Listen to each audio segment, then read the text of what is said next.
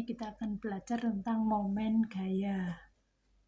Momen gaya atau disebut juga torsi. Nah, momen gaya ini menyebabkan perputaran.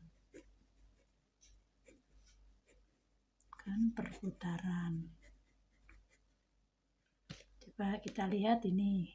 Misalkan ini ada benda, batang saya pegang di ujung yang lain saya dorong dengan gaya ke atas, maka akan berputar. Atau kalau didorong ke bawah juga akan berputar. Ya, ini berkaitan dengan gaya dan juga jarak. Nah, ada dua momen gaya atau torsi, yaitu torsi yang menyebabkan berputar searah jarum jam dan berputar berlawanan jarum jam. Contohnya ini, kalau seperti ini, saya beri ke atas, maka putarannya adalah atas. Nah, ini arah putarnya. Kemudian kalau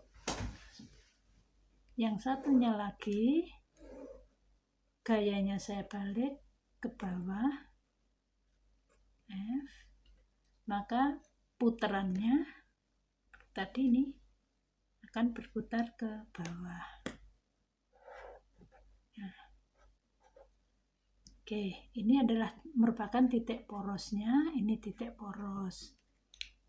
Sedangkan jarak antara titik poros sampai gaya ini adalah R. Ini R. Torsi adalah merupakan besaran vektor. Ya, itu merupakan hasil perkalian vektor antara vektor jarak atau perpindahan dengan vektor gaya. Nah, sehingga nilai torsi itu menjadi F R ya, R kalikan F sinus theta. Ingat, perkalian cross product. Oke, nah sekarang kalau torsi itu disebabkan oleh gaya yang arahnya tidak tegak lurus terhadap poros, misalkan seperti ini, membentuk sudut theta, berapa nilai torsinya? Maka gaya F ini akan kita uraikan menjadi komponennya. Ini adalah FY, sedangkan komponen yang ke arah X disebut FX. Nah, komponen arah X ini tidak menghasilkan torsi. Torsi X-nya sama dengan 0. Kenapa? Karena gaya yang garis kerjanya melalui poros putarnya atau melalui sumbu putarnya, garis kerjanya itu tidak menghasilkan torsi karena jaraknya 0.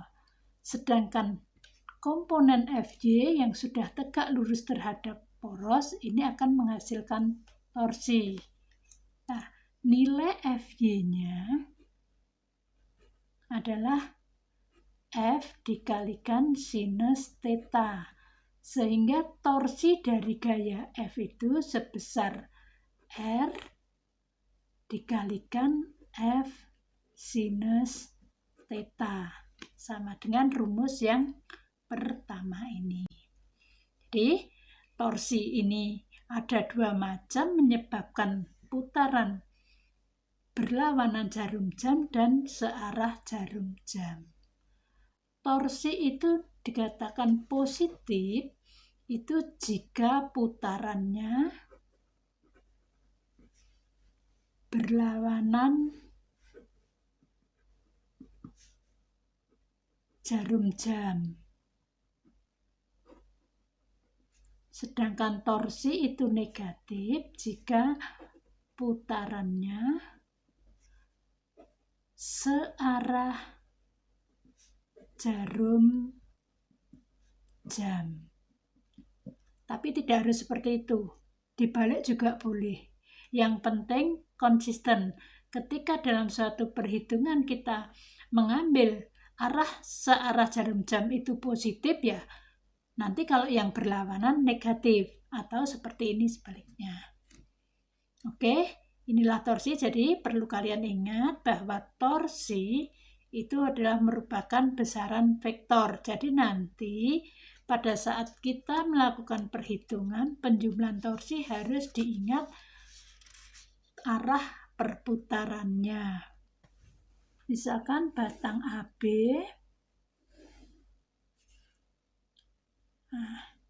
AB itu panjangnya 1 meter. Nah, bekerja gaya F di sini 10 Newton. Sudutnya misalkan 30 derajat. Kemudian di tengah-tengah ini ada gaya F1 misalkan berapa? 8 Newton. Nah, kalau F1 itu di sini 0,5 meter, pertanyaannya berapakah torsi terhadap poros A? Oke, kita lihat dulu. Torsi terhadap poros A itu disebabkan oleh gaya F1 dan F2 ini. F1 ini akan menghasilkan putaran searah jarum jam, berarti torsinya negatif. Sedangkan F2 menghasilkan putaran berlawanan jarum jam, torsinya positif. Nah, maka torsi terhadap A itu terdiri dari negatif torsi 1 ditambah torsi 2. Torsi 1 adalah jaraknya, di sini R1-nya 0,5, sedangkan R2-nya 1 meter. Maka R1 negatif R1 kali F1 ditambah R2 kali F2, karena F2 belum tegak lurus, berarti kita ambil komponen daripada F2 yang tegak lurus. Nah, ini Fx, F2Y. Berarti di sini minus 0,5 dikalikan F1-nya 8 ditambah 1 jaraknya F2Y, berarti 10 sinus 30. Kalau kita hitung di sini min 4 ditambah 5, berarti 1 Newton meter. Nah, kemana arahnya torsi ini? Karena di sini positif ketemunya, sedangkan tadi kita sepakati yang positif adalah berlawanan arah jarum jam, berarti di sini berputar berlawanan jarum jam. Oke, itu contoh yang pertama.